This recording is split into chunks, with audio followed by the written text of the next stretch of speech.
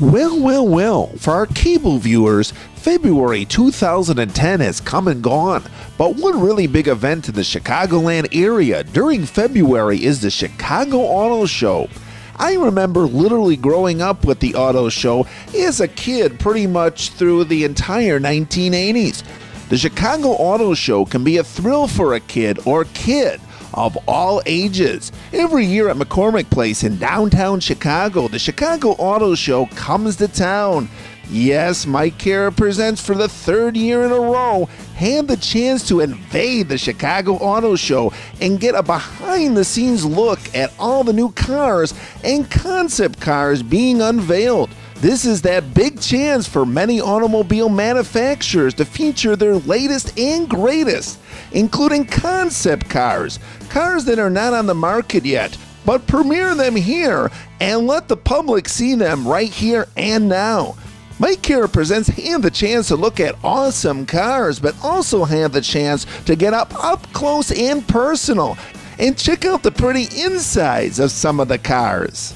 Again, all major car manufacturers were holding press conferences and presentations for the media to show what their cars can really do. High-ranking executives of some of the biggest automobile makers were on hand to speak on behalf of their shiny brand new cars as well as concept cars. Besides brand new cars at the auto show, there were some great cars on display, courtesy of Volo Auto Museum Hall of Fame, including the General Lee from the TV show Dukes of Hazzard, as well as the car used in the Blues Brothers movie. Pretty cool, huh? And what would the Chicago Auto Show be without seeing the Teenage Mutant Ninja Turtle mobile? This is a must for the auto show, people. Come on. Also, the awesome band The Rays were playing at the Kia display and media preview in honor of the new Kia Ray. Now I am now back with Mr. Angus McKenzie from Motor Trend, and Angus, it's a pleasure and honor you could join me for a few minutes. And we're here live, of course, or we're at the Chicago Auto Show. And are you liking what you're seeing? What are some of the things you really like that you're seeing today? Well, this is my first visit to Chicago, and I've got to say the facility here is fantastic.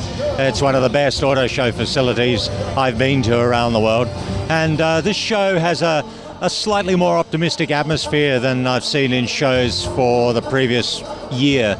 I think the auto industry realizes that they've started to turn a bit of a corner.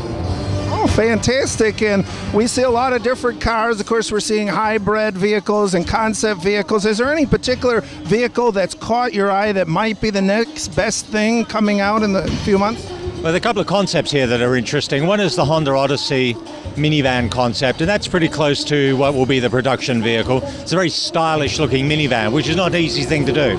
The other one is the Kia Ray concept. It's a hybrid vehicle concept, and for once it doesn't look like a scaled down minivan. It's a very low, sporty looking hybrid, and I think that's probably a trend for the future. Oh, so you definitely think that the hybrids is something in a few years that may have cars may all be hybrid? Or? I think what we're going to see is consumers being offered a choice of powertrains.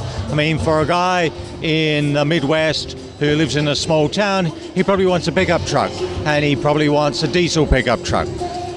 For someone who lives in Manhattan, then you want an electric vehicle. For someone who maybe lives in Chicago, then a hybrid's probably a good choice. I think consumers will be offered a choice. For the first time in 100 years, the gasoline internal combustion engine is no longer the default choice for consumers. And what's your opinions or thought on all electric cars? I mean, do you think that that's something that we'll see in the future, a total electric car?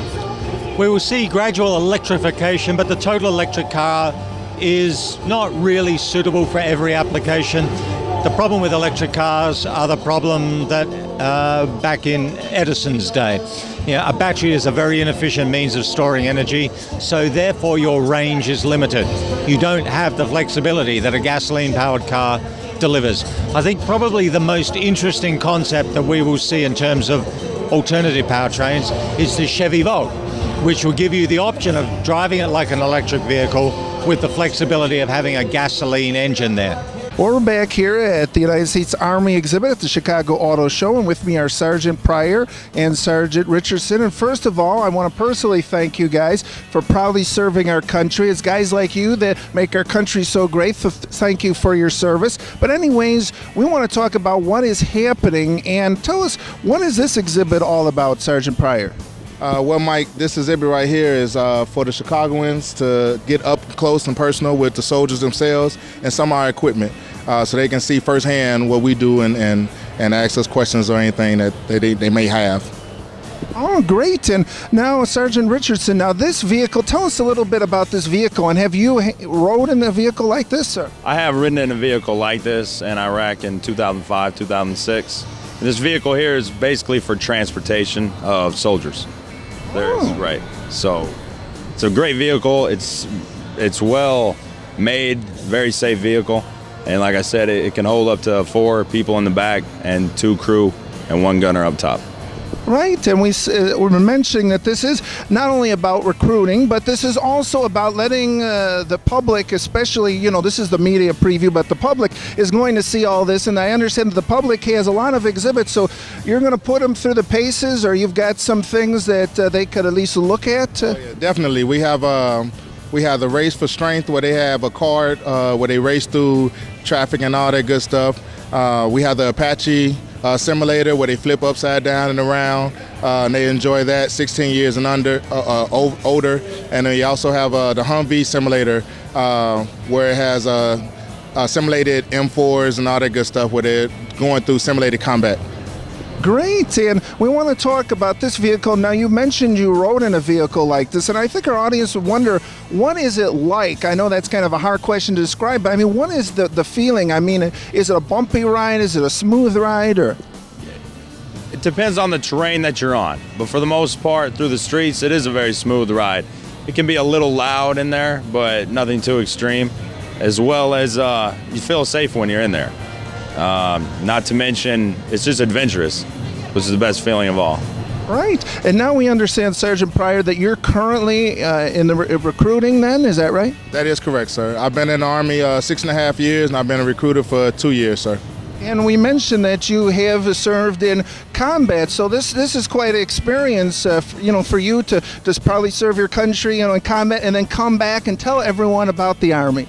Yes, sir. It is. It's a pleasure for me to give my side of the story, because I am a Chicagoan, born and raised, and then coming back home to be able to sell the Army or tell people about the Army and my experience, and then give them their choices to see if that's something they want to do.